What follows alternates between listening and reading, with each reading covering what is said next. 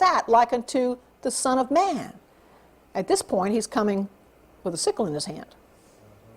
We see him the first time it's used in Revelation as the beginning of the time. The second time the Son of Man phrase is used in Revelation is when he comes at the harvest. The only other time the Son of Man phrase is used in the New Testament is when Stephen speaks it just before he's stoned to death. Heaven was open and he saw one like the Son of Man revealed to him. Nebuchadnezzar saw Christ in the fiery furnace with the three faithful Hebrews, and he called him the Son of God.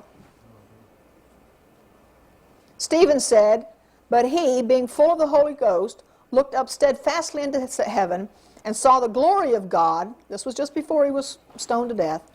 "And Jesus standing on the right hand of God, and he said, Behold, I see the heavens open, and the Son of Man standing on the right hand of God."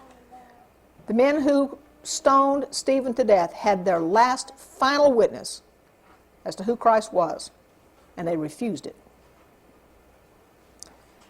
Then they cried out with a loud voice and stopped their ears. They literally put their fingers in their ears. They did not want to hear this witness. And they ran upon Stephen with one accord and cast him out of the city and stoned him. This is a chart. I'll hand it out. There's two of them here. 2,300 days.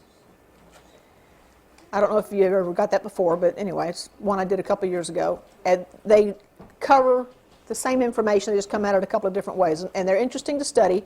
You'll see the prophecy here that has to do with the 2,300-day chart that ended in AD 1844.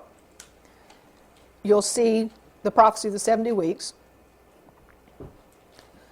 So do you think there's a reason why Jesus referred to himself as the Son of Man? And it is?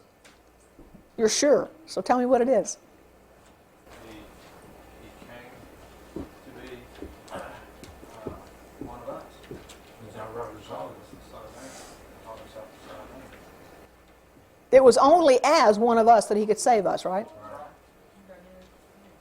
Because the penalty was against humanity for sin. He had to accept humanity or he couldn't save us. And he had to come all the way down. He had to accept fallen humanity or he couldn't save us. If he came in like Adam before the fall, he wasn't like me, and he would have only saved Adam before the fall, right? Which meant he wouldn't have saved anybody at all.